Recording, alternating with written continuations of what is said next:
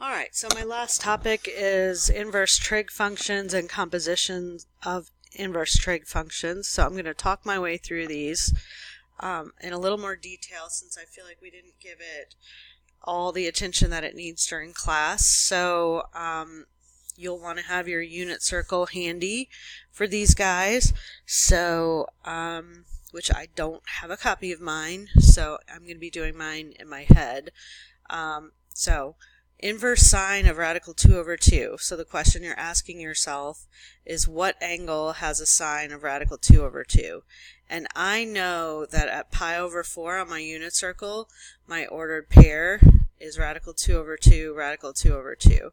So I know at pi over 4, the sine or the y value is radical 2 over 2.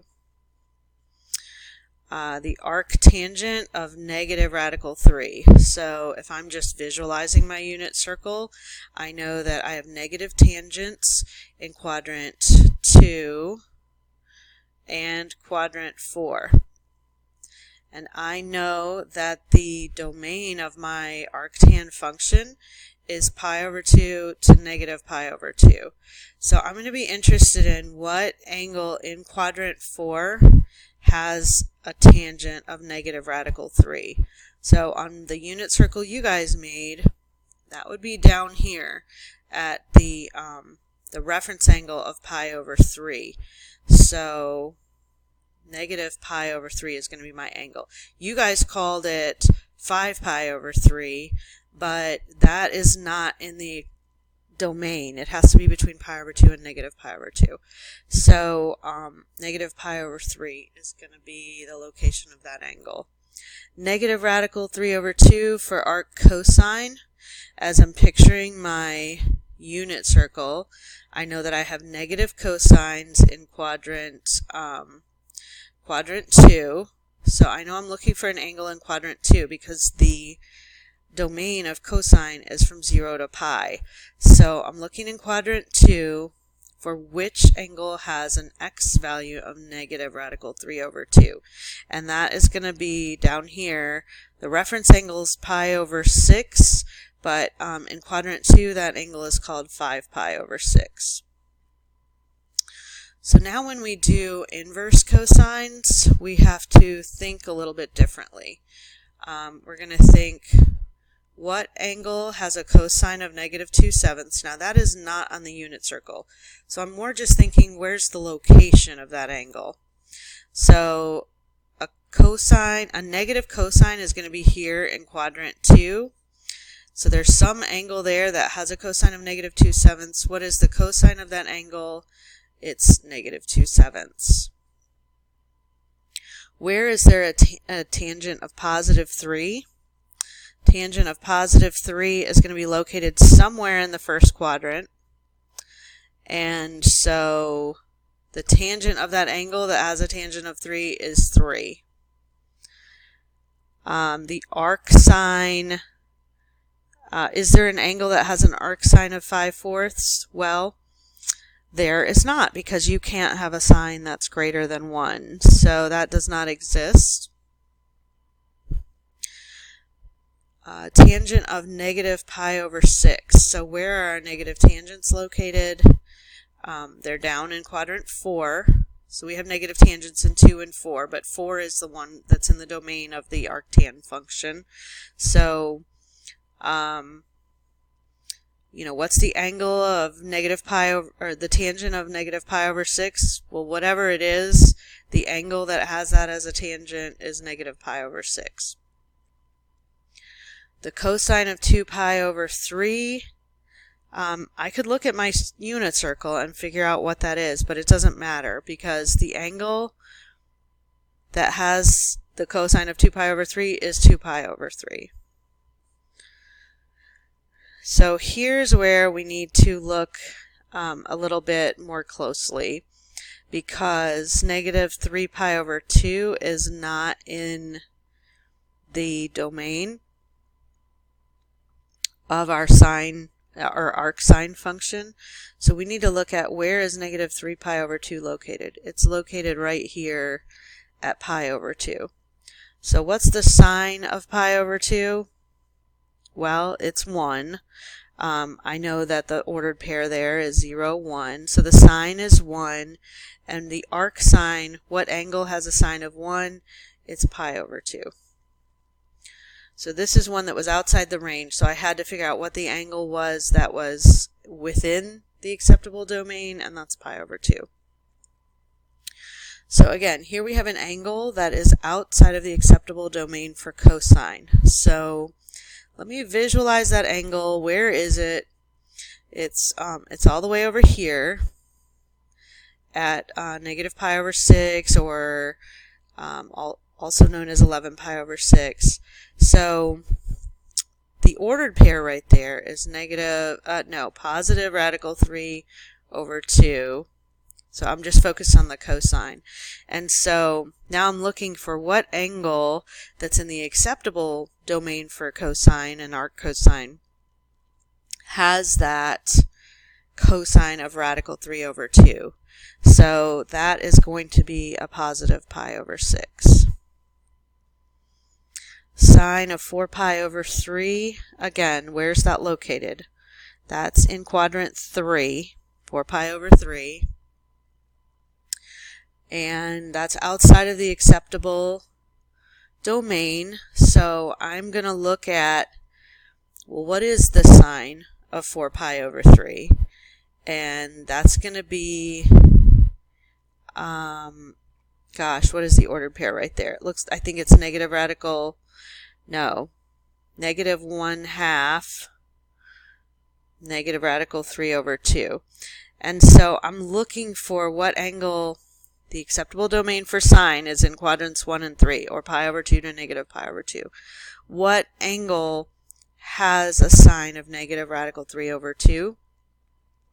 That's going to be in quadrant 4, and we call it 5 pi over 3, but that's still not in the acceptable domain. So we just need the other name for it, which is negative pi over 3.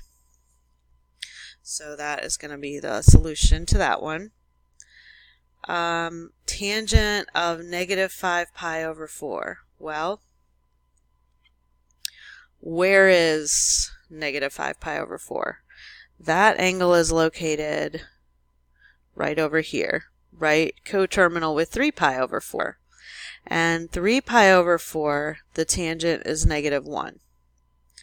So the tangent of negative 5 pi over 4 is negative 1. So if I imagine that this is replaced with a negative 1, and I'm doing now the inverse tangent of negative 1, and I'm saying what angle has a tangent of negative 1 that's in the acceptable domain for arctan?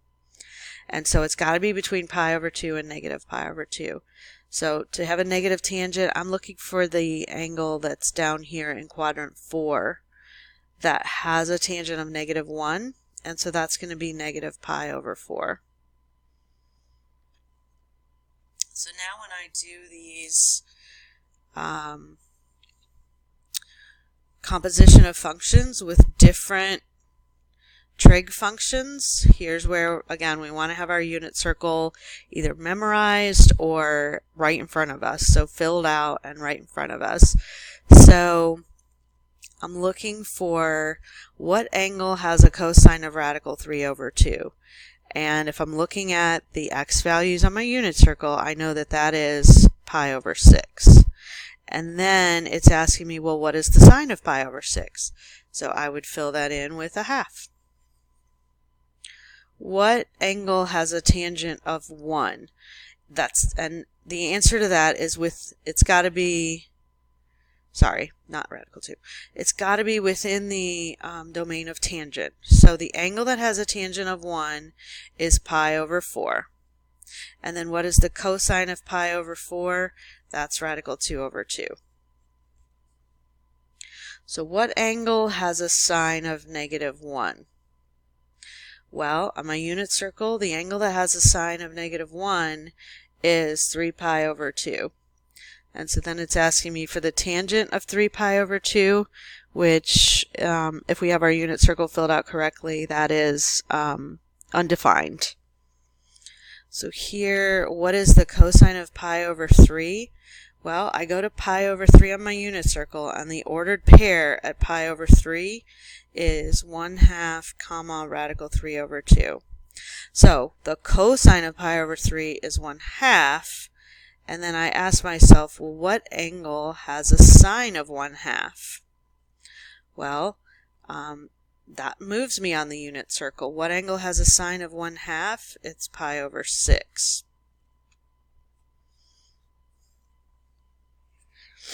So here we have, what angle has a sine of 2 pi? Well, 2 pi is 6.28, and sines can't be hold on a second. I'm not doing an arc sine there, I'm doing a sine. So what is the sine of 2 pi? So I'm looking at 2 pi. What's the ordered pair at 2 pi? So it's right here. So it's 1, 0. 1 comma 0, so the sine is 0. So then I'm doing arctan of 0. So what angle has a tangent of 0? And that is going to be also at 0, or it's also at 0. So I'd say it's 0 or 2 pi, but 2 pi is not in the acceptable domain of arctan. So it has to be 0. All right, the inverse sine of negative 3/4 pi. So where is negative 3/4 pi located? Negative 3/4 pi is right here at 5/4 pi. And at 5/4 pi, the sine, well, the ordered pair right there is negative radical 2 over 2, negative radical 2 over 2.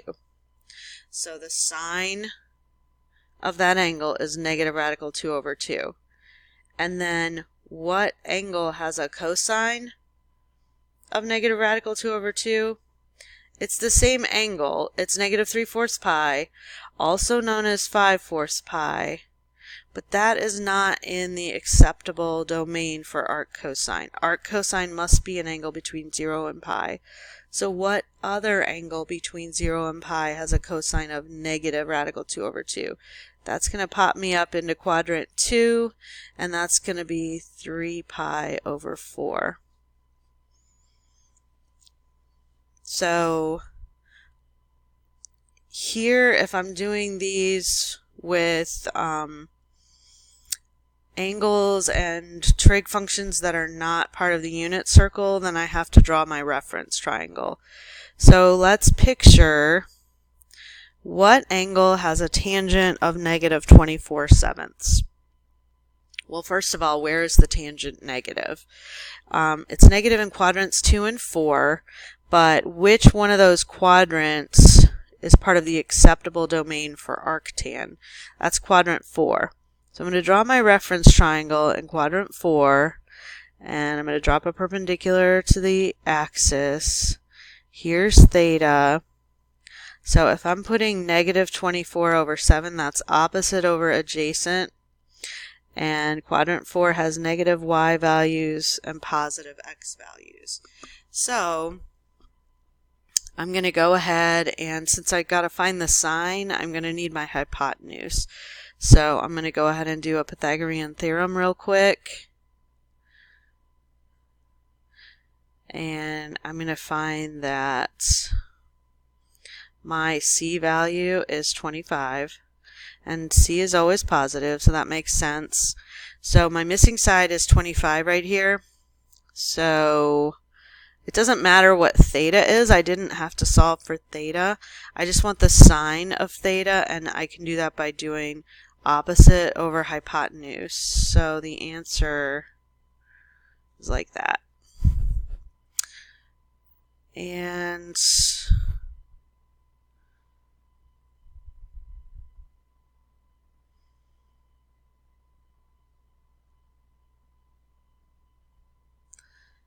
yeah, that's right. Okay, so last but not least, I'm going to do another one just like that. My inverse cosine of 3 radical 5 over 11. So where is cosine positive? That's in the acceptable range for cosine. So I'm going to be in quadrant 1, because between 0 and pi, the positive cosines are in quadrant 1. So I'm going to draw my reference triangle, and I'm going to put theta there, and cosine is adjacent over hypotenuse, so I'm going to put my 3 radical 5 right there and my 11 right there. And then to find tangent of that angle, so it's, what angle has this for a cosine? Well, it's theta. And I don't need to calculate theta. I need to calculate the tangent of theta. So to be able to do that, I just need this missing side here. So I'm going to do a quick Pythagorean again. So 3 radical 5 squared plus b squared equals 11 squared. So 3 radical 5 squared, 3 times 3 is 9, radical 5 times radical 5 is 5, so 9 times 5 is 45. I'm going to isolate b. I get b squared equals 55, and then b equals the square root of 55. So square root of 55. Now to do the tangent, I'll write it out. Tangent of theta equals square root of 55 over 3 square root of 5. And with my radical rules, I can